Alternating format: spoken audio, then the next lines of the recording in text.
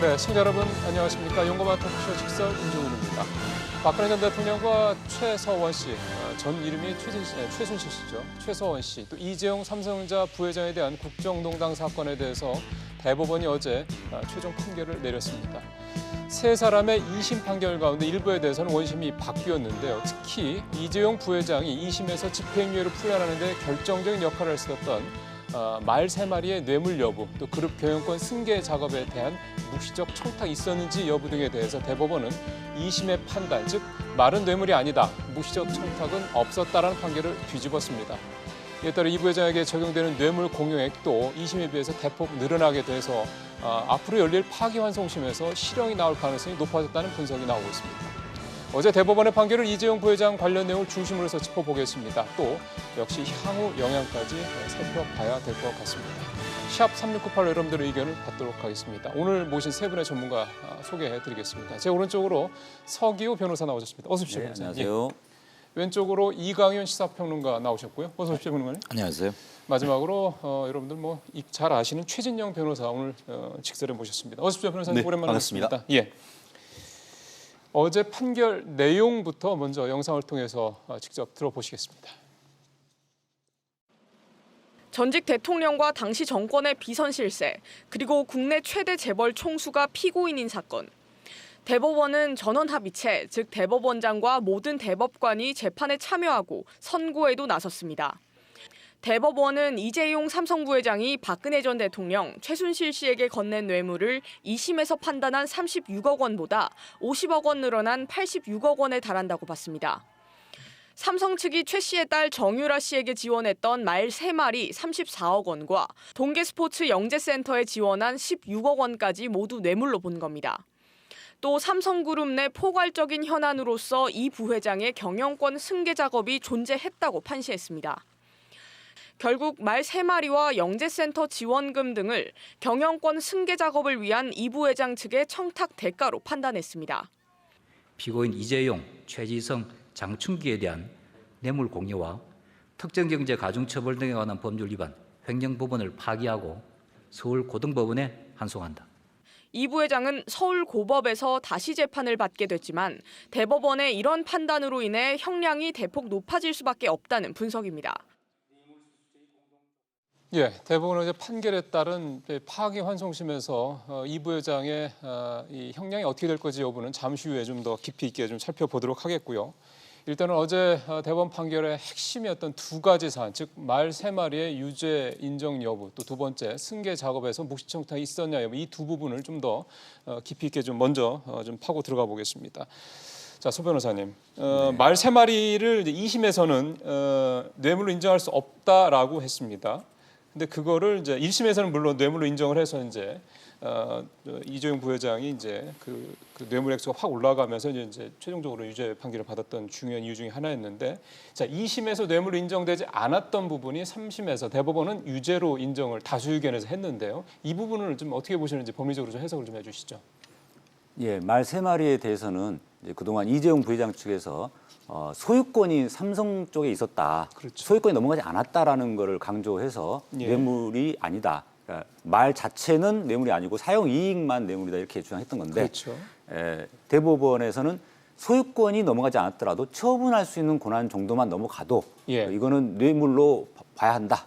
왜냐하면은 뇌물 주는 사람이나 받는 사람 입장에서 볼 때는 이거를 내 마음대로 처분할 수 있는 상황이면은 자기 소유처럼 행동할 수 있는 거기 때문에 명의상, 쉽게 말하면 명의상 소유권이 넘어가지 않았다 하더라도 처분할 수 있는, 마음대로 처분할 수 있는 권한이 넘어가면 뇌물이다라는 것이고요. 그다음에 16억 부정청탁 관련된 부분에 스포츠 영재센터 스포츠 영재센터 이 부분에 대해서는 경영승계 작업이 존재했고 그 부분을 충분히 인식하고서 묵시적으로 암묵적으로 청탁이 이루어졌다라고 판단을 했습니다. 예, 영재센터 관련돼서 이 승계 작업 인정 여부는 잠시 후에 조금 더 별도로 좀 더 들어가 보도록 하고요. 지금은 이제 말 3마리 관련된 부분만 조금 더 집중적으로 좀 들어가 볼 텐데, 최 변호사님, 네.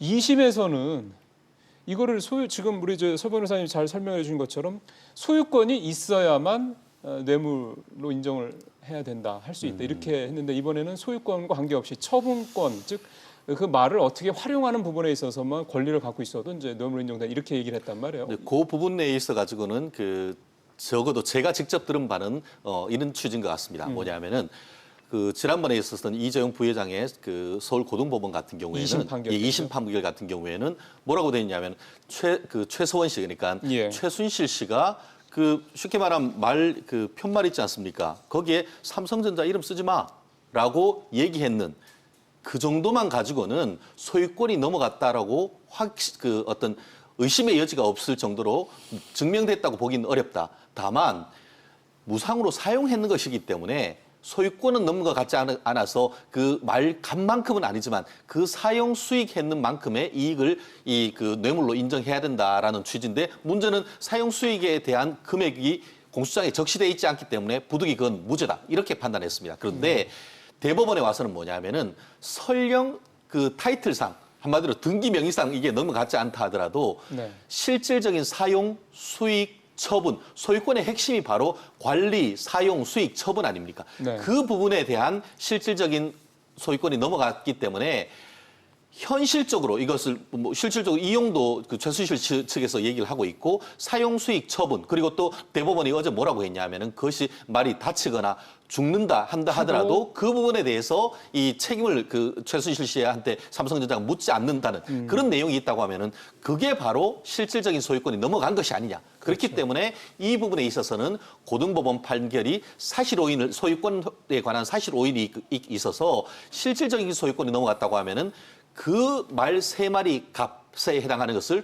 뇌물로 인정할 수밖에 없다. 네. 이렇게 판단했고 아마 파기환송심 같은 경우에는 선례에 구속돼 요 사건에 있어서는 그대로 그 대법원의 취지에 따라 이 파기환송심은 판단해야 된다는 그런 판결입니다. 예.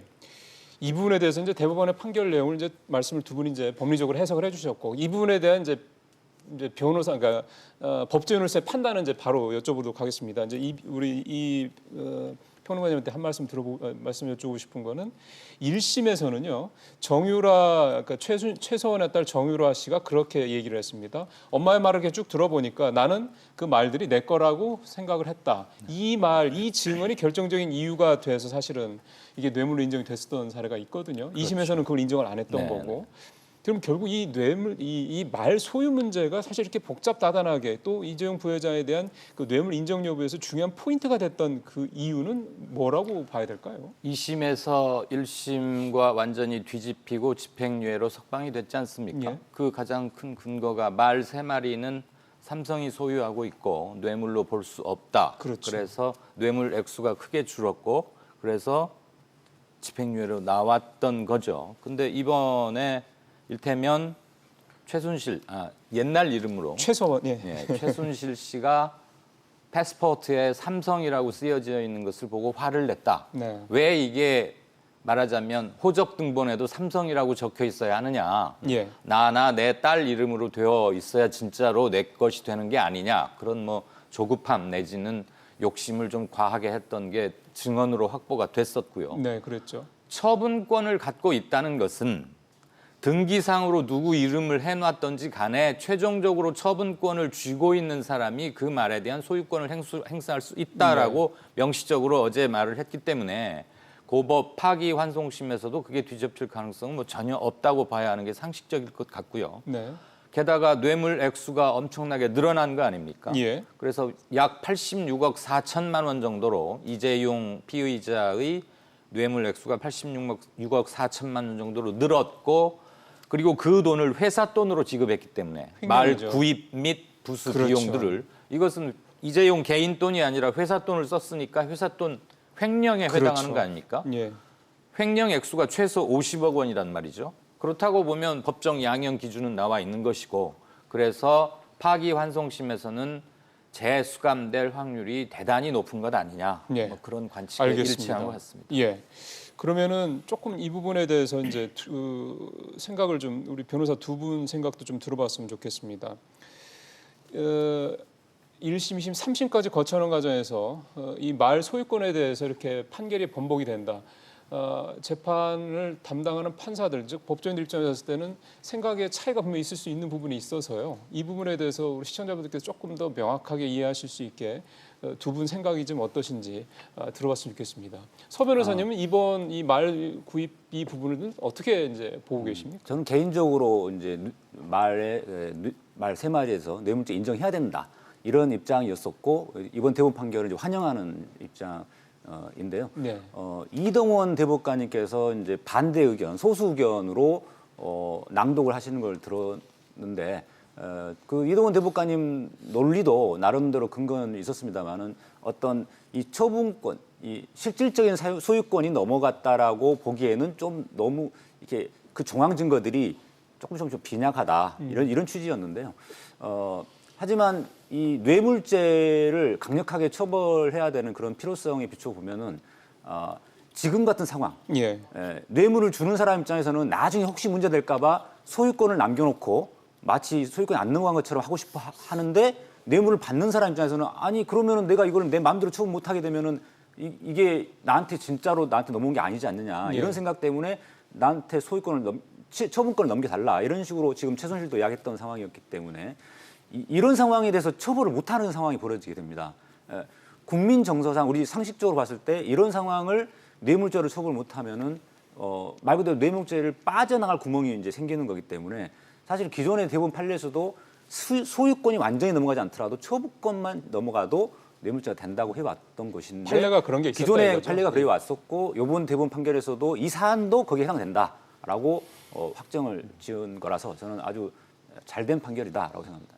어제 그 이동원 대법관이 별개 의견을 내면서 이거를 뇌물로 인정하기 그러니까 뇌물로 인정을 하면 안 된다라는 표현이 아니라 뇌물로 인정하기에는 증명이 부족하다 이렇게 그렇습니다. 표현을 했거든요.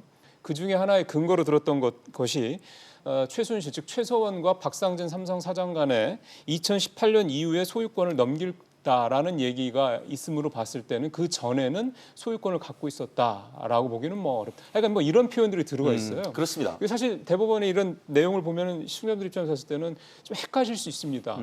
결국 그 전원합의체까지 갔다는 사실 자체가 이 소부에서 합의가 안 됐다라는 것을 간접적으로 예. 보여주는 것이고 결국 그 말씀하신 것처럼 이동원 대법관뿐만 아니고 다른 분들도 소수 세 분이, 의견을 세 분이 냈었습니다. 냈더라고요. 그런 점에서 예. 비춰봤을 때 이 정말 우리나라 그 법률가 중에 최고 정점에 있는 분들도 이 부분에 대한 법률적 평가를 달리한다라는 점에서 좀 그 일반인들 입장에서는 납득하기 어렵다고 할 수도 있습니다만 제가 봤을 때는 이게 의심스러울 때는 피고인의 이익으로 한 겁니다. 무슨 말이냐 하면 형법의 가장 큰 원칙이 명백하게 한마디로 합리적 의심을 배제할 만큼의 소유권이 넘어갔다는 그 사실 자체에 대한 명확한 입증이 안 되면은 피고인에게 유리하게 해서 그 무죄를 선고하는 것이 기본적으로 대법원의 그 어떤 우리나라 법의 기본적인 원칙입니다. 그런데 이동원 대법관님과 같은 소수 의견은 이와 같은 기본 원칙에 조금 그러네요. 더 부합한 것이죠. 좀 전에 그 앵커께서 지적하신 것처럼 최순실과 그 박상진 그 사장이 모여가지고 소유권은 2018년에 넘긴다라고 합의했는 내용이 있습니다. 그렇다고 한다고 하면은 명백하게 사용 수익권에 있어 가지고는 그쪽에 넘긴 것 있지만 처분권까지 삼성이 과연 이 최순실 씨한테 넘겼는지에 대해서는 과연 이것으로 해서 입증됐는지에 대한 것이 불명확하다고 볼 수가 있는 것이죠. 아까 얘기한 것처럼 그 무죄 판결을 한다는 것이 이것이 뇌물이 아니라는 게 아닌 것이죠. 예. 뇌물이 인정되되 그것이 말에 대한 소유권이 넘어간 것에 대한 소유권의 액수만큼의 37억 원 정도 되느냐 아니면은 그것에 대한 사용 수익하도록 줬기 때문에 그에 대한 사용 수익이 되느냐 이 부분에 대해서 논란이 있으면은 그 부분에 대해서는 결국 명확하게 입증되기 어렵다고 한다고 하면은 사용 수익으로 가는 것이 오히려 법리적으로 맞다라는 그런 취지로 얘기를 했는 것인데 어쨌든 간에 대법원에서 13명의 전원 합의체에서 다수 의견으로 판단을 해서 결국 법적으로는 다수 의견에 따라서 지금 그 선고를 해야 될 겁니다. 그렇지만 어쨌든 간에 여전히 대법원 내에서도 다른 의견이 있고 다른 의견이 예전에 이제 그 헌법재판소에 박근혜 전 대통령의 탄핵할 때에 전원 일치가 된 것이 아니고 이제는 다른 목소리가 나온다는 것도 어떻게 보면 그 국민들이 어떻게 보면 나름대로 저런 그 사법부 내에서도 치열한 논쟁이 있구나를 보여준 사건이 아닌가 생각을 합니다. 예, 사실은 2심에서 이거를 뇌물로 인정하지 않고 말씀하신 대로 소유권이 명확하지 않기 때문에 유죄로 그러니까 뇌물로 인정할 수 없다라고 판결을 해서 이제 이재용 부회장이 집행유예를 풀려는데 결정적인 어떤 이유가 배경이 됐었는데 그때 사실 국민적 정세는 맞지 않다라는 그런 비난 여론도 상당히 좀 높았던 게 사실입니다. 자, 이금 이평론가님. 네. 어제 대법원의 판결 내용을 보면은요. 지금 이제 우리 최 변호사님도 설명을 해주셨던 이 처분권과 소유권과의 상관관계 문제에 대해서 말들에 관하여 실질적인 사용 처분 권한이 최서원에게 있다는 의사의 합치가 있었다라고 판단할 수 있다라고 이제 대법원은 어제 판결 내용에서 얘기를 했거든요. 그러니까 그래서 뇌물이라 이렇게 판단을 한 건데 이 처분권, 소유권 이 문제에 대해서는 좀 보편적으로 이 사법적인 어떤 그런 판단들은 합치한다고 보는 건지 아니면은 지금처럼 별개로 보는 건지 어떻게 이해를 해야 되겠습니까? 일단은 구분을 했고 용어도 다르기 때문에 법률적으로 미세하게 그리고 명확하게 다툴 때는 조금의 개념 차이는 있겠지요. 그러니까 분리를 해 놨겠지만 실질적인 의미에서는 전혀 차별점을 법의 대상인 그리고 국민들이 일상생활이건 경제활동에서건 그것을 명확히 구분할 수 없다면 그 미세한 차이가 법률적으로는 어떤 의미를 획득하고 있을지 모르나 실질적인 사건 전개 및 처벌 또는 다툼의 과정에서는 그렇게 큰 결정적인 영향을 미치지 못한다고 봐야 하는 것 아니냐. 이렇게 하는 게 상식적이고 어제 대법 판결에서도 국민 대다수가 실질적으로 어떻게 느끼고 있고 상식에 근거하는지를 중요한 틀의 하나로 삼았다고 김명수 대법원장도 최초의 모두 발언 때 언명이 있지 않았었습니까? 저는 거기에 기반하는 게 모든 것의 출발점이라고 생각하고 조금 전에 앵커께서 지적하셨던 2심의 정모 판사가 이재용 부의장에 대해서 집행유예로 풀어주는 2심 판결을 내릴 때 그 부분이 굉장한 논점이 되지 않았었습니까? 그런데 여기서 법리를 다투는 과정에서 국민 정서가 괴력을 발휘해서야 안 되겠지만 법정에서만큼 명확해야 하겠지만 그게 상식에 어긋난다면 그 법 적용은 물음표를 받을 수밖에 없지 않느냐 그런 걸 확인할 수 있다고 봅니다. 이 부분 관해서 제가 하나 의견을 내자면 우리가 승마 선수에게 있어서 말이라는 것이 어떤 의미가 있는가 이걸 한번 생각해 볼 필요가 있습니다. 만약에 이게 말이 아니고 그냥 물건이라면은 살아있지 않은 물건이면은 사용 수익만 받고 처분권을 안 주는 쪽으로 의사 합치가 될 수도 있습니다. 근데 그런 상황이 벌어질 수도 있습니다. 근데 말이라는 거는 승마 선수에게 거의 자기 파트너나 다름없는데 이 말이 그냥 나는 사용 수익만 할 수 있고 처분 권한은 없어. 실질적인 내 소유가 아니야. 이렇게 되면은 승마 선수가 정말 애정을 가지고 네 말과 함께 말을 탈 수 있겠느냐. 그러니까 최순실 쪽에서는 당연히 이 말은 내 거다라는 생각을 갖고 그렇게 요구를 했을 것이고 삼성 쪽에서도 그럴 수밖에 없다는 걸 알면서도 혹시라도 나중에 뇌물죄가 문제가 될까 봐 명의상으로만 삼성전자 쪽으로 최소했던 거거든요. 그러니까 이런 말이라는 존재가 삼성에게 있어서 승마 선수에게 있어서는 살아있는 동물로서 파트너나 다름없다는 그 특성을 생각해 보면 이런 그 처분권과 소유권을 분리한다라는 게 생각이 어렵다. 그런데 그거는 제가 알기로는 그것은 승마계의 일반적인 관행과 좀 어긋나는 주장이다라고 저는 반박을 하고 싶은데요. 아시다시피 이번 같은 경우에 마필 3마리가 36억 원, 어마어마하게 비쌉니다. 그런데 그 소유자가 자기가 다 탑니까? 그것은 단순하게 승마를 즐기는 것이 아니고 정말 올림픽도 나가고 어떤 것에 나가고 있기 때문에 말을 사용하는 것과 이 소유하는 것은 다른 것이 승마계의 현실입니다. 실질적으로 그래서 승마에 관해서 굉장히 말을 타는 기수가 능력이 있으면은 소유자가 거기에 후원을 하는 관계죠. 마치 음악에 있어서 좋은 바이올린을 소유하고 있는 사람이 좋은 기량을 가진 음악가에게 빌려주는 그런 관계가 실질적으로 많고 이번 이동원 대법관의 소수 의견 같은 경우에도 최순실 씨가 이 삼성에게 그 소유권을 넘겨달라는 말을 직접적으로 하지 않았다라는 것도 얘기를 하고 있습니다. 그렇기 때문에 좀 전에 말씀하신 것이 나름대로 우리가 상식적으로 봤을 땐 그 말씀이 맞을지 모르지만 승마계의 일반적인 관행으로서의 어떤 소유자와 기수가 다른 것은 상당히 많은 케이스이기 때문에 그것을 이유로 해서 그 소유권에 넘겨간 것을 판단하기는 어렵지 않을까 생각을 합니다. 알겠습니다. 짧게 한 말씀만 더 해주시죠. 30초만 팩트를 하나 시간 흐름별로 정리를 해보고 싶어요. 삼성은 아마 말을 사주면서 뇌물의 흔적이 될 수 있다는 것을 굉장히 우려하고 조심했었던 거예요. 그러니까 소유자의 패스포트라고 하는 곳에 삼성이라고 분명히 명기를 처음에 했고 최순실은 그게 못내 불쾌하고 싫었죠. 명확히 내 이름, 내 딸 이름으로 확실히 해두고 싶은데 왜 삼성이 끼느냐? 그래서 화를 라고 냈다고 화도 하더군요. 냈고 예. 박근혜 전 대통령에게 그 부분도 얘기를 합니다. 푸념처럼. 그러니 그 차후에 이재용 부회장을 면담한 박근혜 대통령이 그 석상에서 좋은 선수 잘 키우게 말 좀 종을 잘 해주세요라고 완곡하지만 알아들을 수 있게 그렇게 얘기를 하니까 첫 번째 구입했던 말의 패스포트 소유주를 삼성에서 바꾸죠. 그리고 나머지 추가로 구입한 두 필의 말 예. 역시도 첫 번째 말과 동일하게 삼성이라는 이름을 쓰지 않게 된 거고 이번 결정적으로 증거가 됐던. 예. 예. 뭐 그 부분에 대해서는 좀 2015년도에 박상진 사장하고 최소원 씨가 대책 회의를 두 차례 했다라는 것도 확인이 된 사례이기 때문에 참고해서 여러분들께서 좀 이해를 하시면 도움이 되겠습니다. 두 번째 승계 작업 관련된 얘기로 넘어가고 있습니다. 2심에서는 묵시적 청탁이 없었다라고 얘기를 했고요. 박근혜 전 대통령이 이재용 삼성전자 부회장의 이 승계 작업이 있는지를 인식을 했던 것으로 볼 수가 없다 이렇게 얘기를 했었습니다. 이 부분에 대해서 이제 대법원은 다른 얘기를 했습니다. 이 부분은 이제 우리 최 변호사님부터 먼저 좀 이 승계 작업에 대한 어제 대법원의 판결 내용을 좀 법리적으로 해석을 좀 해주시죠. 그렇습니다. 그 승계 작업과 관련해서 지금 두 가지 문제가 있습니다. 하나가 승계 작업이란 현안이 있었는지 여부. 그리고 승계 작업과 관련해 가지고 명시적이건 묵시적이건 그 부분에 대해서 이 독대하는 과정에서 청탁을 했는지 여부 이 부분이 문제가 됐었는데요.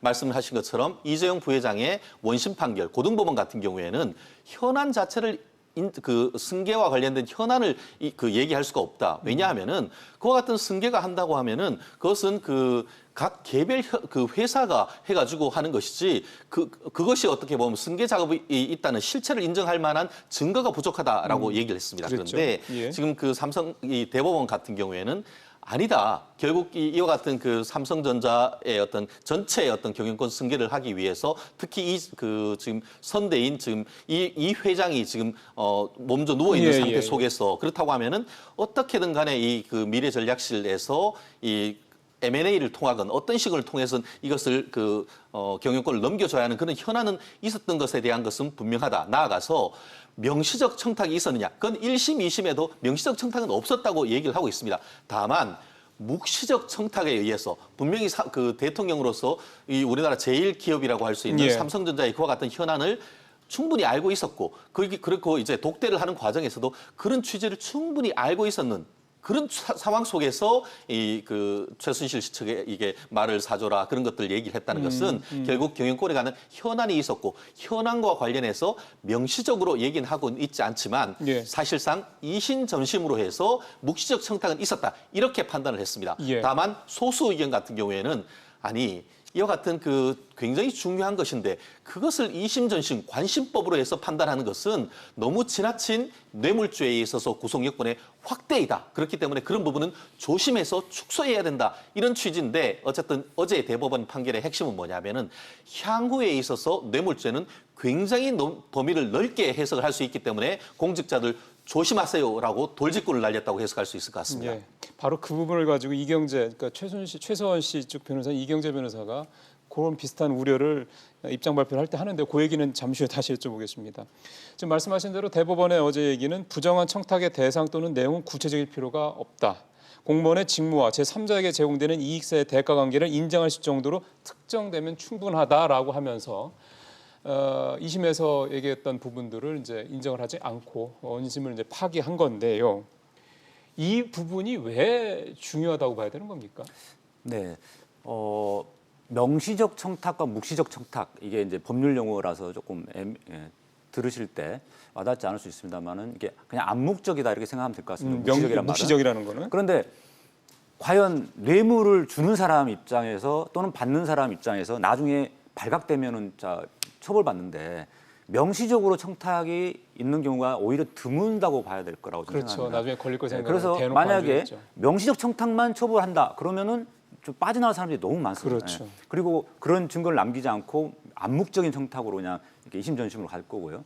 그래서 당연히 묵시적 청탁에 대해서도 뇌물죄를 인정해야 되는데 여기서 암묵적인 청탁에 대해서 인정할 때 암묵적인 청탁이니까 당연히 직접적인 딱 결정적인 증거는 없는 경우가 대부분이겠죠. 거의 대부분. 여러 가지 간접 사실, 여러 가지 간접 증거, 정황 증거들을 종합해서 이제 인정을 할 수밖에 없는 거죠. 그래서 어저께 대법원 판결이 마치 그냥 이심 전심 관심법으로 이렇게 인정한 그런 건 아니고 여러 가지 종합 증거들이 있는데 그것들을 다 종합해 보니 묵시적 청탁을 인정할 수 있겠다. 그 다음에 경영권 승계 작업도 인정할 수 있겠다. 이렇게 이제 판단한 거죠.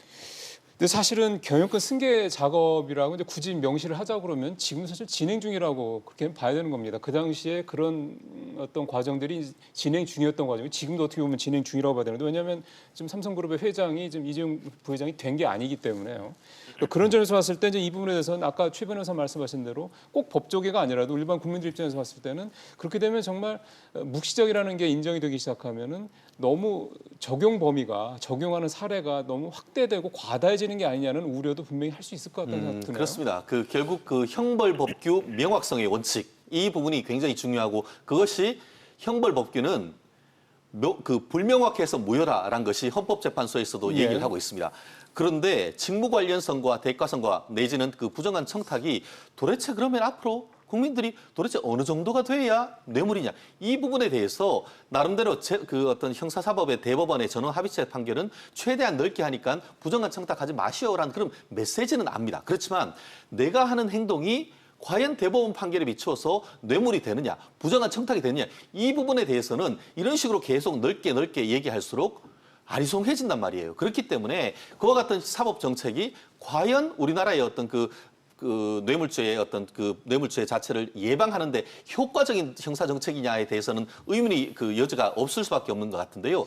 말씀드렸듯이 이렇게 그 넓게 해서 해석을 한다라고 하면은 물론 어떤 굉장히 지능적이고 계획적인 범죄를 처벌하지 못한다는 그런 비판이 있지만 거꾸로 귀에 걸면 귀걸이, 코에 걸면 코걸이, 특별히 정치적인 사건, 특히 여당과 관련되는 어떤 뇌물 내지 사건에 대해서는 그 부분에 대해서는 대충 얘기를 하고 야당에 대해서는 어떤 식으로 해서 그 부분에 대해서 그 묵시적 청탁이 인정됐다고 얘기한다고 하면은 결국 이것이 정치적으로 남용될 여지도 있기 때문에 그렇기 때문에 어떤 정치적인 그 정권을 어떤 그 뭐 정권이 바뀔 수 있습니다만 어떤 법률가 입장에서 과연 이것이 법적 안정성에서 명확한 판결인가에 대한 비판이 있을 수가 있는 부분이라고 봅니다. 정치적인 남용 부분에 대해서는 이제 사법부에서 좀 별로 기분 안 좋아하실 수도 있을 것 같아서요. 그 부분은 좀 조금 이제 말씀을 조금 이제 조심해 주시면 좋겠고 하나만 더 우리 최 변호사한테 여쭤보죠. 대가성 여부가 오늘 이번 대법원 판결에서도 이제 그런 어떤 눈에 확 보이는 게 아니더라도 대가성이 뚜렷하다면 그런 특정할 수 있다면 이제 유죄가 된다 이렇게 뇌물로 인정된다 이거 아니겠습니까? 이 대가성이라는 부분을 우리 일반인 입장에서는 어떻게 이해를 하면 되는 겁니까? 주고받는 거 아니겠습니까? 그렇죠. 쉽게 말하면은 사실 뭐 어떤 그 개인적인 어떤 그런 하급 공무원 같은 경우에야 인허가권이 탁 떨어지지 않습니까? 예. 그렇지만 이 그 대통령 그리고 그 재벌그룹의 실질적인 총수 그 사이에 있어서는 어떤 하나하나를 가지고 얘기하진 않죠. 그렇기 때문에 우리가 시계추를 거쳐서 이 예전 그 90년대로 다시 돌아간다고 하면은 이 그 전두환 노태우 대통령에 있어서 대통령의 어떤 그 직무 관련성은 포괄적 직무 관련성이 있으면 된다라고 해서 포괄적 뇌물죄를 인정했는 그렇죠. 그것을 얘기를 한다고 하면은 아마 이 판결을 이해하기가 조금 더 쉬운 것은 사실입니다. 말씀드렸듯이 개별적인 대가성 부분이라 한다 하더라도 말씀드렸듯이 딱 떨어지게 요걸 내가 이걸 주니까 요거를 달라 그런 균등한 대가성이 인정되지 않는다 한다 하더라도 이 그 대법원 전원합의체 다수 판결의 의미는 뭐냐면은 어쨌든 어떤 규제를 할 수 있는 권한을 가지고 있는 행정부의 최고 책임자에게 어쨌든 우리가 앞으로 이와 같은 경영 현안이 있는데 이 부분을 하는데 쉽게 말하면 적어도 태클이라도 걸지 말라라는 그렇죠. 그런 취지에서 가장 가까울 수 있는 지인에게 줬다. 아마 이런 취지에서 어떤 상식적 선에서 판단을 했는데 다만 법원 특히 형법 같은 경우에는 상식과 어긋나는 판결도 있습니다. 왜냐하면은 그게 바로 엄격한 증명의 법리가 있기 때문인데 이번에 있어서는 그런 엄격한 증명의 법리를 살짝 완화했는 것이 아닌가 하는 그런 법적 비판이 가능하지 않을까 생각합니다. 자 이번에 우리 이광희 평론가 말씀 들어보겠습니다. 예. 어떻게 생각하셨습니까? 저는 어제 대법원 판결 중에서 가장 논쟁적이자 이전 2심에 비해서 가장 크게 다른 대목이 바로 이 점이라고 보는데 예. 이재용 부회장이 경영권 승계를 위해서 부정청탁을 했다라고 판시하지 않았습니까? 예. 이건 어마어마한 거죠. 그 파급 여파를 보자면 묵시적 청탁은 인정되어야 한다. 그리고 삼성이 대통령의 은근한 강요에 의해서 동계 스포츠 영재 재단에 16억을 냈다고 볼 수 없다. 그게 2심 판결 내용이었습니다. 네네. 은근한 압박에 의해서. 네, 그것을 근거로 해서 집행유예를 했는데 그랬죠. 강요에 의해서 낸 것이 아니라 먼저 또는 먼저는 아니라 하더라도 대가성을 기대하고 적극적으로 삼성이 냈다. 적어도 내기 싫은데 손목을 비틀림을 당하면서까지 억지로 낸 건 아니다. 그 점에서 대가 경영승계라는 게 인정이 된다. 그 점이기 때문에 오히려 말 3마리 건보다 이게 훨씬 저는 파급 효과가 크다고 생각하고요. 예. 이것은 지금 검찰에서 하고 있는 앞으로 뭐 얘기가 나올지 모르겠습니다만 삼성바이오로직스 이른바 예. 삼바 사건 수사에도 직접적으로 영향을 미치는 그런 별건으로서 의미가 큰 게 아닌가 싶습니다. 예, 우리 최 변호사님 더 그렇습니다. 근데 이 부분은 우리가 다시 한번 좀 되짚어볼 필요가 있는데요. 승계 작업 말씀하시는 건가요? 예, 그렇습니다. 사실 실질적으로 지금 검찰에서 문제가 됐던 것은 사실상 최순실 씨나 박근혜 전 대통령이 강요를 해서 한마디로 삼성이나 대기업의 팔을 비틀어서 돈을 받아냈다라는 그 혐의에서 이 부분이 시작됐을 겁니다. 그런데 처음에는 이제 검찰 측에서 뭐 강요라고 보기 어렵다 뭐 이렇게 됐다가 나중에 이게 그 최순실 특검에 가면서 강요이면서 동시에 뇌물이다 이런 논리를 가지고 나왔었습니다. 기억나시죠? 그런데 사람들이 아니 어떻게 강요이면서 뇌물일 수도 있느냐 이런 얘기가 됐었는데 어쨌든 1심 판결 같은 경우에는 이 부분에 있어서 강요이면서 동시에 뇌물일 수 있다 이렇게 판단을 했는데 이재용 부회장 그 사건의 2심 같은 경우에는 이건 강요다. 팔 비틀어서 받는 것이다. 그렇게 얘기를 했죠. 그렇죠. 그러면서 그렇기 때문에 이거는 뇌물이라고 보기는 어렵다. 이렇게 판단을 했습니다. 그런데 어제 대법원은 어떻게 했냐면은 최초에 문제됐던 거와 완전히 정반대로 이거는 강요는 무죄다. 대신에 뇌물은 유죄다. 이렇게 판단을 해버렸습니다. 그렇게 네. 그래서 이게 어떻게 보면 그 배가 이제 어떻게 보면 항구를 떠났을 때는 다른 쪽을 강요 쪽이 부각이 됐었었는데 이제 최종적으로 대법원 목적지에 달았더니만 강요는 어디로 가버리고 뇌물이 다 돼버리는 이런 식으로 돼가지고 최초의 의문이 제기된 것과 대법원 판결은 사실 사뭇 다른 그런 부분이 됐었는데 어쨌든 간에 이 부분에 있어 가지고는 뭐 대법원 판결이 더 이상 다툴 수 없는 그런 상황이 됐기 때문에 의문이 최초에 진행됐던 것과 도착은 사실 사뭇 다른 그렇게 된 것은 부인할 수 없는 상황인 것 그러면 같습니다. 이렇게 생각해 보면 어떨까요? 강요는 상대방이 그게 강요라고 느껴야지 이제 인정이 되는 거고요. 뇌물은 구체적으로 돈이 왔다 갔으니까 그거는 이제 명확하게 그 증거가 있는 거 아니겠습니까? 그러니까 어쩌면 대법원의 판결은 강요라는 것 확실하게 구명할 수 있는 강요는 말씀하신 대로 무죄로 하더라도 확실한 증거가 있는 뇌물만 인정했다 이렇게 이해를 하면 안 되겠습니까? 그렇긴 합니다. 그렇지만 말씀드렸듯이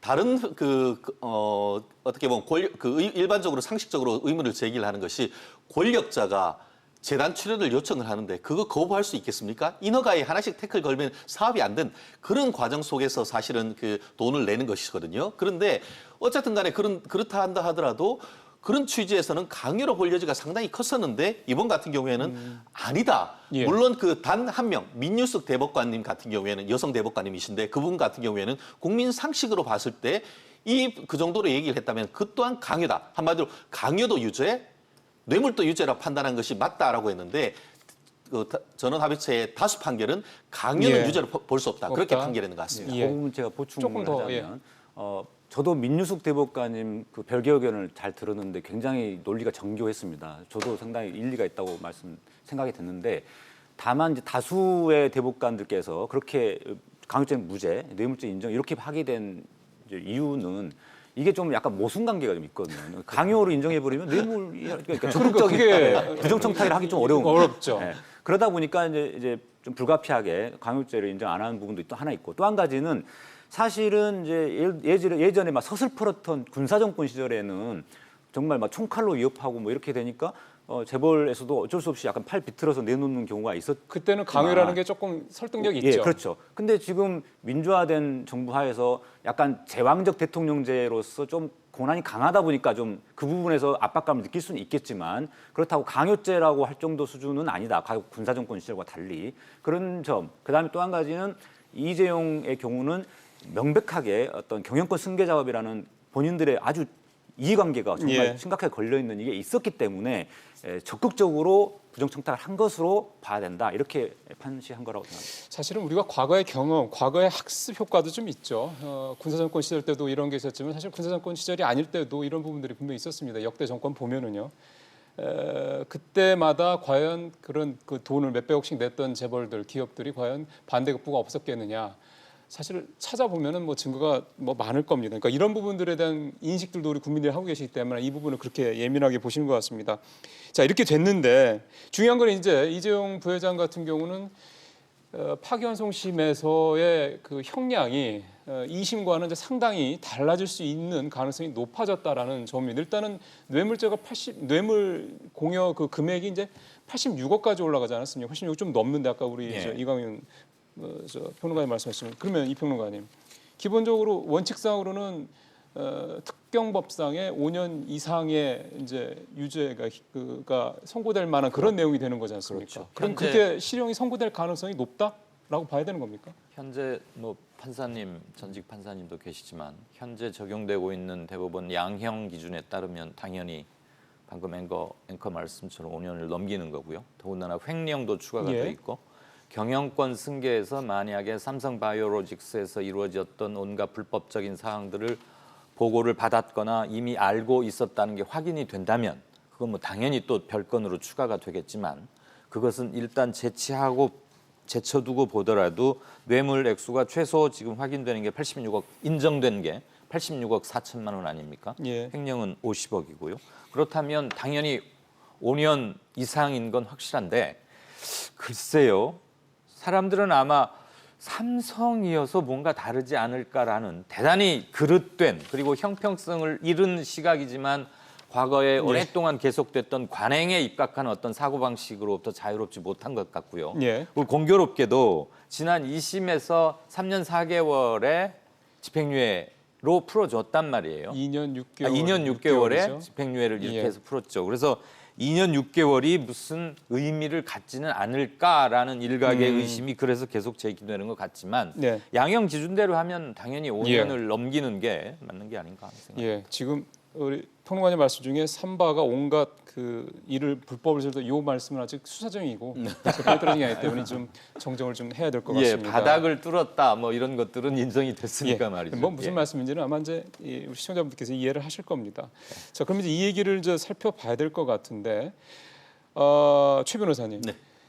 장량 감경이 있을 것이다. 뭐 장량 감경이라는 거는 판사가 재량껏 해서 뭐 절반으로 형량을 줄여주는 거라고 얘기를 하는데 이런 게 있을 것이라는 얘기도 나오고 있더군요. 왜 이런 얘기들이 나올까요? 기본적으로 이제 그 말씀하신 것처럼 그 횡령이나 이 뇌물 증뇌 액수가 50억이 지금 넘어가게 그러니까요. 생기는 것이죠. 예. 대법원 판결에 기속돼서 판단하기 때문에 그 금액 액수를 다투기가 쉽지가 않을 겁니다. 그렇게 된다고 하면은 말씀하신 것처럼 특정범죄가중처벌법상의 횡령이라든가 특정범죄가중처벌법상의 뇌물 공여 이 부분에 있어서 법정형이 5년 이상이 넘어갈 가능성이 큽니다. 근데 실형 5년 이상이 된다고 하면은 집행유예가 사실은 어렵습니다. 아, 실형으로 5년 이상을 그렇죠. 받으면 왜냐하면은 집행유예는 3년 이상이 되면은 안 되거든요. 근데 그래서 예전- 옛날 같은 경우에는 예. 이른바 재벌 기업에 대해서는 3년 5년 공식이라는 게 있었죠. 그랬죠. 징역 3년에 집행유예 집행유예 5년. 이게 맥시멈입니다. 근데 3년을 넘어가는 순간 더 이상 집행유예가 불가능한 것이죠. 그런데 말씀하신 것처럼 지금 많은 그 법조인들이 실형 가능성에 높이 무게를 두는 건 뭐냐면은 아까 제가 말씀드렸던 대법원이 강요죄를 무죄를 판결하는 것과 직접적인 관련성이 있습니다. 무슨 말씀이냐면은 예. 뇌물죄의 어떤 그 대법원 양형위원회의 그 감경 규정에 뭐가 있냐면은 적극적인 요구에 소극적으로 응했는지 그것이 형을 감경할 수 있는 사유입니다. 그렇기 때문에 다른 그 재벌 그 그룹 총수 같은 경우에도 집행유예 받은 것이 그런 사정 내가 뭐 알아서 준 게 아니고 위에서 요청하니까 어쩔 수 없이 출연한 거 아닙니까? 그런데 강요가 유죄가 된다고 하면은 그런 구조가 성립되는 거 되죠. 아닙니까? 되죠. 그렇기 때문에 장량 감경할 수 있는 구조가 성립이 되는 것입니다. 그런데 이번에 대법원에서 강요죄를 무죄로 선고하는 겁니다. 그러니까요. 강요라고 볼 수 없다고 지금 판단을 해버린 것이죠. 그렇기 예. 때문에 과연 서울고등법원 재판부에서 이 부분에서 장량 강경을 할 수 있을 여지가 있을지에 대해서는 상당히 조심스러운데 그럼에도 불구하고 지난번에 어떻게 보면 롯데그룹 신동빈 회장 같은 경우에는 뇌물죄가 아마 제 기억에 한 70억 정도 됐었는데 70억입니다. 예. 그럼에도 불구하고 집행유예가 나왔습니다. 그런 점에 선례에 비춰봤을 때 여전히 징역 3년에 집행유예 5년 나올 가능성을 완전히 배제할 수는 없다. 이런 얘기도 있는 것 같습니다. 지금 최 변호사님 말씀하신 그 부분 하나 하고요. 그러니까 신동빈 회장의 전례 하나 하고요.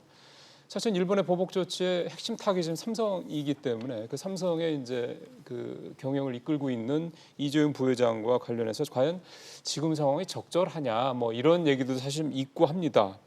그래서 뭐 집행유예로도 다시 이제 뭐 다시 2심 파기환송심에서 그런 게 나올 것이 뭐 이런 기대감도 있는 것 같은데 아까 말씀하셨습니다. 우리 서 변호사님이 또 판사 출신이시니까 이 부분을 조금 더 정교하게 좀 설명해 주실 수 있을 것 같네요. 예, 그동안 이제 재벌에 대해서 이제 법원의 판결이 사모법칙처럼 이렇게 최대한 집행유예 할 수 있는 범위에서 집행유예를 많이 해줬는데 그 근거가 경제 살리기였지 않습니까? 그렇죠. 경제에 대한 공헌도 크다. 총수가 교도소에 있으면은 이게 해외 투자라든가 이런 것도 하기 어렵기 때문에 그런 논리들이 많이 통했었는데 이번 같은 경우는 조금 다를 수 있는 게 첫 번째로는 부정 청탁이 인정됐다라는 점입니다. 그러니까 적극적인 뇌물 공여 이것이 인정된 것도 있지만 또 한 가지는 단순한 청탁을 넘어서서 부정한 청탁까지 인정이 된 상황이기 때문에 사실은 16억짜리 그 영재센터에다가 제3자 뇌물 준 부분 이게 액수는 16억으로서 말 3마리보다는 더 작습니다. 훨씬 절반 이상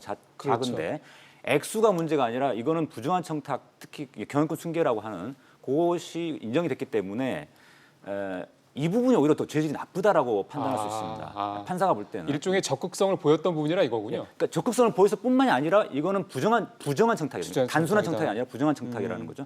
그래서 이런 점들이 장량 감경하기 어려운 상황이 되고 아까 이제 최진영 변호사님 말씀하신 것처럼 실제로 양형 기준에도 그런 경우에는 그러니까 소극적으로 응한 경우에 양형을 장량감경할 수 있지 그렇지 않은 경우는 오히려 장량감 안 되는 상황이 되는 것이죠. 또 한 가지는 네. 경제 살리기나 뭐 재벌의 총수의 어떤 역할론 이 부분이 과거에는 많이 통했는데 지금 이재용 부회장의 경우는 삼바에 대한 분식회계 증거인멸 이런 것들을 그렇죠. 통해서 오히려 삼성전자라는 글로벌 기업이 오히려 어떤 경쟁력을 상실하는 요소가 되고 있거든요.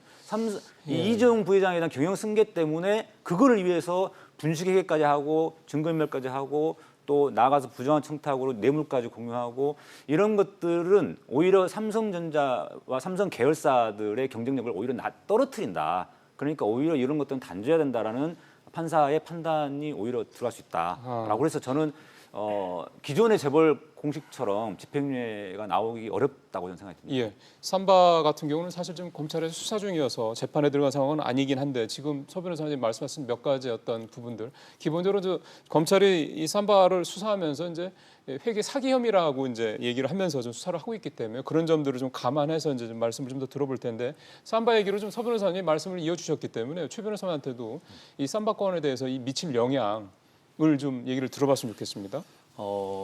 결국 현재 검찰 수사에 속도가 붙었다. 아마 오늘 한 그 신문의 제목이었던 것 같은데요. 저도 그 부분에 대해서는 미리 그 몇 차례 얘기를 해놓은 것이 있습니다.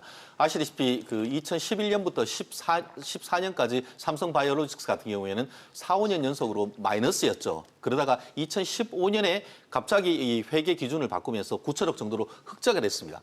그때가 아시다시피 이제 경영권 승계가 되고 이 부분이 문제가 된 때인데요. 아시다시피 그 삼성바이오로직스의 모 회사는 기업이었습니다. 제일모직이었습니다. 제일모직이요? 예. 그러니까 제일모직과 이 그 삼성물산 예. 사이에 M&A 함에 있어서 삼성물산의 가치가 올리려고 하면은 결국 자회사인 삼성바이오로직스의 가치가 커지면은 커져야죠. 그만큼 그것을 지렛대로 해서 좋은 예, M&A를 예. 할 수 있는 그런 구도였지 않습니까? 그런데 이번 대법원 판결 있기 전까지 고등법원 같은 경우에는 사실상 그와 같은 그 이재용 부회장의 삼성 경영권 승계와 관련되는 그런 것 현안 자체가 없었다라고 했기 때문에 그렇죠.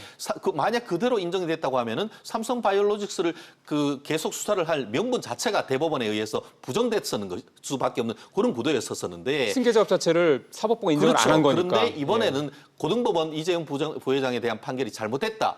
현안은 분명히 있었다라고 했기 때문에 결국 대법원 판결을 가지고 그것을 힘을 입어가지고 지금 검찰 같은 경우에는 더 확실하게 지금 수사를 할 수 있는 명분을 가지게 되었다. 그렇기 때문에 향후에 삼성 바이오로직스에 대한 어떻게 보면 수사가 가속도를 얻을 수밖에 없고 사실 제가 이 방송 시작하기 전에 이 삼성 바이오로직스의 주가를 봤을 때 어제에 이어서 오늘 또 계속 파란 곡선을 그리고 있습니다. 어제도 많이 떨어졌는데 오늘도 역시 많이 떨어지고 있다 이 말씀이시군요. 사실 검찰에서 이 삼바와 관련된 얘기 나온 거를 그러니까 그 내용은 삼바 회계 사기 사건은 경영권 승계 작업의 일환으로 보고 우리는 수사를 하고 있다 이런 거였거든요. 그러니까 그거에서 대법원이 말씀하신 대로 승계 작업이 있다라고 인정을 해줬으니 사실 가장 어떻게 보면 규명하기 힘든 부분에 대해서는 검찰로서는 손을 덜게 됐다 이런 표현이 될 수도 있어서 그렇게 되면은 상당히 좀 삼바도 삼성이 원래 생각했던 어떤 방향과는 좀 다르게 갈 가능성이 높겠네요. 네. 그리고 수사에 당연히 탄력을 받지 않겠습니까? 잘 아시겠지만 삼바 수사를 하다가 한동안 묶어서 잠시 넣어놨었죠. 예. 그러다가 윤석열 서울중앙지검장 취임 이후로 다시 꺼내서 하고 있는데 그만 일본의 한국 경제 도발 또는 무역 보복 조치 이런 게 터졌고 예. 그러면서 대부분의 이슈들을 삼켜버리는 이제 조국 인사청문회 이 국면까지 왔는데 삼바는 가장 중요했던 게 김태한 사장에 대해서 2번씩이나 영장이 기각되지 않았었습니까? 그래서 조금 수사에 멈칫할 수밖에 없는가 하는 점이 당연한 내외의 관측이었죠. 관측. 네. 물론 회사 바닥을 파서 뭘 매립하고 PC를 보관했다거나 비교적 하위직 직원 집에다가 뭘 은닉했다거나 이럼에도 불구하고 대표이사에 대한 구속영장이 기각됐던 것은 검찰로서 꽤 아픈 부분인데 뜻하지 않게라는 말은 괄호 속에 넣고 싶습니다만 어제 대법원 판결에서 경영승계를 위해서 부정한 청탁이 있었다라고 명시적으로 얘기를 함으로써 그렇다면 바로 지금 최 변호사가 쭉 설명해 주셨지만 제일모직과 그 관계, 그다음에 국민연금을 동원한 표 지분 행사 찬성 반성 이 부분 반대 이 부분 이래서 당연히 수사는 계속될 수밖에 없고 문제는 이재용 부회장의 사전 인지나 보고 여부가 핵심적으로 되겠죠. 그걸 좀 확인을 해야죠. 네. 소환이 언제 이루어질지는 누구도 예측은 힘들지 않을까 싶습니다. 예. 또 이게 이제 어떻게 보면 이제 파기환송심의 일정과도 겹칠 수가 있는 부분이어서 좀 더 이제 복잡한 양상으로 좀 돌아갈 가능성도 좀 있어 보입니다. 그리고 당시 윤석열 서울중앙지검장이 지금은 검찰총장이 되어 있다는 당시 것이 특검의 특검의 수사팀장이었었고요. 예, 알겠습니다. 그리고 한상훈 검사 등은 여전히 계속 있다는 점이고요. 예. 자, 그러면 이제 저희가 쭉 이제 중요한 포인트 부분에 대해서 이제 법리적인 해석도 좀 들어봤고 사회적으로 이걸 어떻게 봐야 될지 부분도 좀 말씀을 들어봤습니다. 삼성이 내놓은 입장을 좀 살펴보면은요. 최악은 면했다라는 이런 어떤 삼성 측의 이건 물론 실명은 아닙니다. 익명을 통해 최악은 면했다라는 판결에 대한 이런 표현도 좀 나오고 있고요. 지금 어제 공식 입장문을 좀 여러분들 어제 말씀 들으신 것처럼 저렇게 나오고 있고요. 삼성 변호인단 입장 발표한 내용을 좀 소개를 해드리면 형량이 무거운 재산 국외 도피죄, 뇌물액수가 가장 큰 재단 관련 뇌물죄가 무죄가 확정이 됐다. 또 삼성이 어떤 특혜도 취하지 않았음을 인정했다. 여기에서 우리는 더 중요하게 생각한다. 이렇게 입장을 내놨어요. 그래서 언뜻 생각하면은 이재용 부회장이 실현 가능성이 높아진 상황에서 변호인단이 이런 얘기를 하는 게 국민들 입장에서 봤을 때는 변호인단 같으면 사실은 표현이 조금 그렇습니다만 잘리는 거 아니야? 그런데 그런 상황에서 이런 입장을 내? 이런 국민들께서 보실 때는 의구심도 들 것 같아서 삼성 변호인단의 입장을 좀 설명을 해주시면 좋겠습니다. 최 변호사님 하시겠습니까? 저는 이와 같은 의견을 밝힌 주체가 삼성전자가 아니고 삼성 이재용 부회장 대리인한 점에 포커스를 두고 싶습니다. 어쨌든 삼성으로서는 직접 얘기를 한 것이 아니고 법률 이재용 부회장 개인의 대리인을 통해서 얘기를 했는 건 아니겠습니까? 네. 그리고 미리 어떻게 보면은 여러 가지 시나리오 중에 아마 유죄로 파기환송되는 것을 했는 것에 대해서 얘기를 했을 것으로 보이고 내용 자체가 어쨌든 간에 경영 현안에 대한 것을 인정을 하고 부정한 청탁까지 인정을 했다라는 것에 대한 어떤 나름대로의 메시지를 했는 것 같은데요. 아마 이 부분에 대해서 기본적으로 회사의 어떤 그 본질적인 것에 충실하겠다라고 했는 그 취지를 밝혔다는 점에서는 굉장히 선제적으로 언론의 대응, 여론의 흐름에 대응하려고 하는 노력을 했다는 것에 하나가 보이고 말씀드렸듯이 이재용 부회장 입장에서는 부당하다고 얘기할지는 모르지만 저것이 대리인이 그냥 했는 것이 아니고 미리 이재용 부회장 내지는 삼성전자의 내부와 조율된 메시지일 수가 있기 때문에 결국 저걸 이유로 해서 그 어떤 잘리네 이런 얘기는 아닐 것 같습니다. 다만 제가 봤을 때 이번 대법원 판결에 비추어서 가장 바빠진 것이 바로 지금 삼성 이재용 부회장의 이 변호인단일 텐데요. 왜냐하면은 파기환송이 됐습니다. 유죄 취지로. 그러면은 특검은 할 게 없어요. 그냥 그 이재용 부회장 측의 대법원 판결을 어떤 반박하는 이 재상고에 대한 그 변론 요지서 그 부분을 느긋하게 기다릴 것이고 그 내용이 얼마나 날카로운 것인가에 따라서 특검과 이 서울중앙지검 이 어떤 그 공판부가 이 부분에 대해서 어떻게 보면 반박 서면을 낼 것 같은데 앞으로 바빠지실 것 같습니다. 포인트가 뭐가 될까요? 그 판결, 그러니까 대법원의 판결까지도 뭔가 이렇게 좀 뒤집을 수 있을 만한 뭐가 있을까요? 기본적으로 그 다른 아마 기본적으로 있는 증거를 가지고 다투기는 어려울 겁니다. 아마 지난번에 제가 기억을 하기로 이재용 부회장의 1심에서 구속영장실질심사를 할 때 변호인들이 이 캐리어 수사 박스에 수십 개를 가지고 들고 들어갔다고 하는데 다른 증거가 뭐가 나올지는 모르겠습니다만 아마 기존에 있는 걸 가지고 다투기는 현실적으로 어려울 겁니다. 그렇지만 별개의 의견, 나아가 플러스 알파 되는 유리한 증거를 최대한 찾으려고 노력하지 않을까 생각합니다. 그러니까 어제 대법원 판결에서 일부 대법관들의 별개 의견 같은 걸 좀 활용하지 않겠니? 알겠습니다. 자, 한 가지만 더 하고 이제 이재용 부회장 관련 판결 내용은 이제 마무리를 하겠습니다. 서 변호사님, 이 파기환송심이 보통 6개월에서 한 1년 사이에 이루어진다면서요? 네, 그렇습니다. 근데 보통은 대법원의 판결에 기속되기 때문에 대법원 판결에서 제시한 법리 이런 것이 기속되기 때문에 일반적인 항소심보다는 훨씬 더 짧게 빨리 끝납니다. 6개월 이내에 끝낼 수도 있는데요. 6개월 이내에 끝낼 수도 있다. 그런데 이제 이재용 부회장 쪽에서는 어떻게든 재판을 최대한 많이 끌어서 이런저런 여러 가지 주장도 하고 증거도 내려고 새로운 증거도 내보려고 하려고 할 테니까 그렇게 또 빨리 끝나지는 않을 수도 있습니다만은 아무튼 일반적인 항소심보다는 더 빨리 끝날 수 있습니다. 저도 동의합니다. 예, 그러니까 보통 6개월에서 1년 사이가 일반적인데 그거보다 더 빨라질 수 있을 것으로 본다. 또 사안의 중요성을 봤을 때. 다만 한 가지 변수는 뭐냐면은 설령 빨리 한다 하더라도 그것에 대해서 다시 재상고를 하느냐, 재상고심이 이루어진다고 하면은 또 길어질 수가 있는데요. 결국 제가 아직까지 단정할 수는 없습니다만 이 그 파기환송심이 만약에 실형을 선고한다고 하면 재상고를 할 겁니다. 그렇지만 집행유예를 만약에 선고를 한다고 하면은 아마 다시 대법원으로 갈지 여부는 아마 변호인단에서 굉장히 고민을 할 것이고 오히려 검찰이 실형 선고해달라고 하면서 그때는 또 양형부당을 이유해서 재상고할 가능성도 있지 않을까 생각합니다.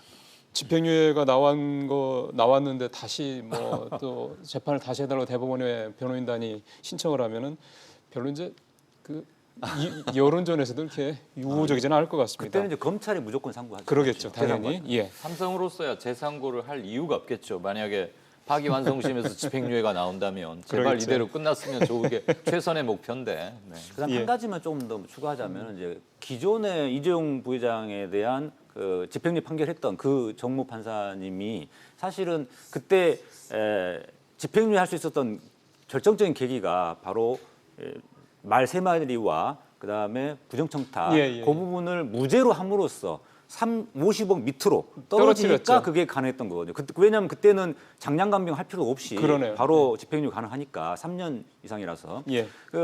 그런데 이번에 대법원 판결에서 그 두 개가 유죄다라고 명확하게 선언을 했기 때문에 그걸 뒤집을 수 없는 상황이고 그래서 집행유예 가능성은 저는 이제 그러니까 없다. 뇌물 공여액수를 줄일 수 있는 여지가 별로 높지 않다 이 말씀이 되는 거군요.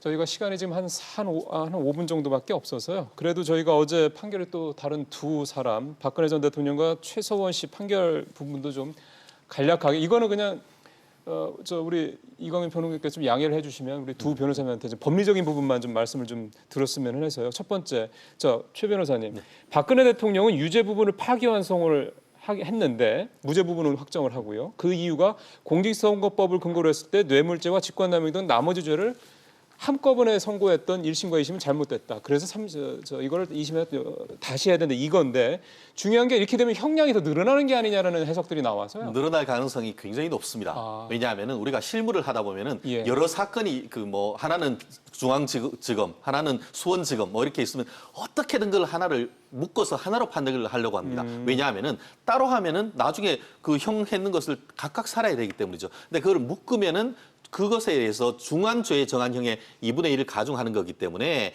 결국 어떻게든 실무상 묶으려고 하는데 재판부는 그렇게 묶어 판결한 것이 잘못됐다.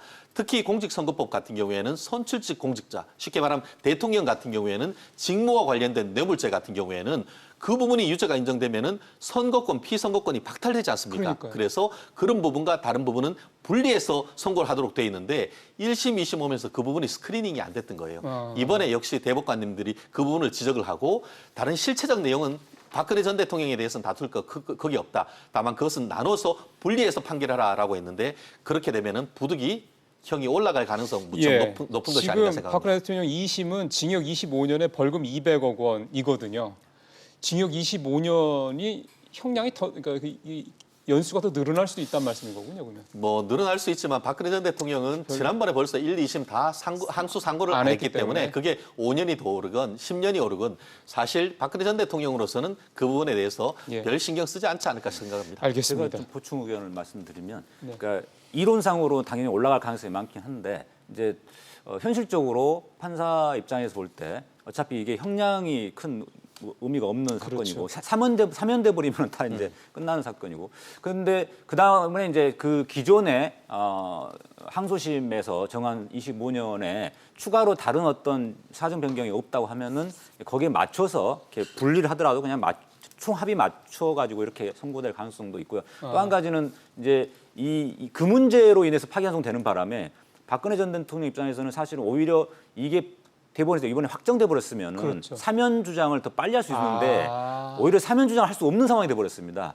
그 점에서는 오히려 불리한 상황이 될 수도 있습니다. 그러면 파기환송심이 완전히 결론이 나기 전까지는 사면을 해주고 싶어도 이를테면 못한다. 그렇습니다. 법적으로 불가능하니까요. 그러니까 알겠습니다. 사면 주장을 해도 그러네요. 아니 아직 법적으로 불가능한데 어떻게 사면 이야기하냐 이렇게 나오죠. 재판이 안 끝났는데 맞는 말씀이네요.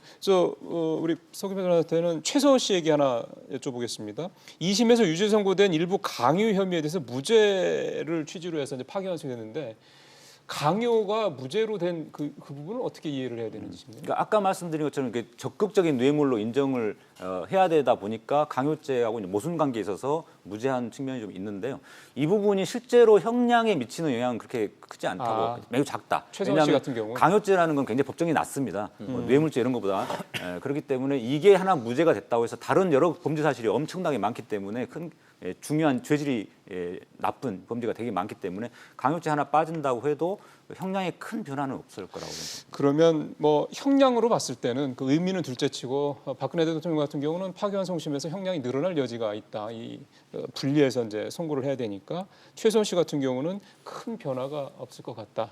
역시 이제 결론적으로 어제 대법원 판결에 따른 그 영향은 이재용 부회장의 파기환송심 결과로 참 귀결이 되는군요.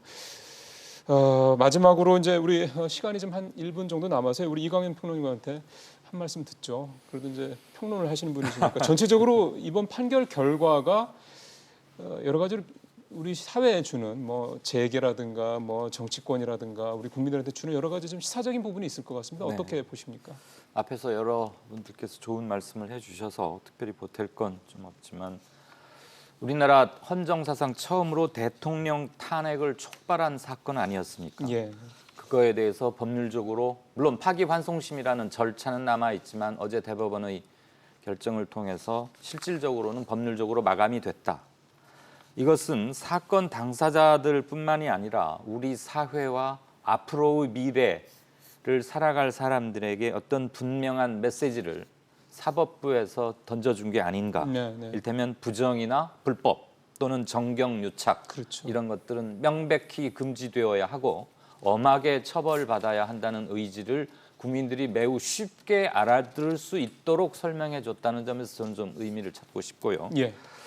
그리고 이 사건과 동시에 촛불 이런 걸 거치면서 우리 사회가 아주 집약적 2, 3년 안에 엄청난 변화를 가져왔는데 일반 사회에도 예, 예. 가치관의 변화를 촉구하는 그런 점에서 역사적인 판결이 아닌가 그런 생각을 합니다. 그렇죠. 사실 우리가 1960년대 중반부터 본격적인 산업화의 길을 걷고 지금은 이제 국민소득 3만 달러 시대가 될 정도로 이제 소위 말하는 선진국에 이제 진입을 했다 이런 평가도 나오는데 어찌 보면 이제 그런 우리의 경제 규모나 글로벌한 입장에서 우리 경제, 한국 경제 입장에서 봤을 때도 이제 보다 우리 경제가 좀 투명해지고 또 공정해지는 계기가 이번 대법원 판결로 인해서 좀 만들어졌으면 좋겠다는 생각도 좀 세 분 말씀 들으면서 좀 들었습니다. 서기호 변호사님, 이강윤 평론가님, 최진영 변호사님과 어제 대법원 판결 얘기를 자세히 좀 살펴봤습니다. 말씀 잘 들었습니다. 고맙습니다. 감사합니다. 고맙습니다.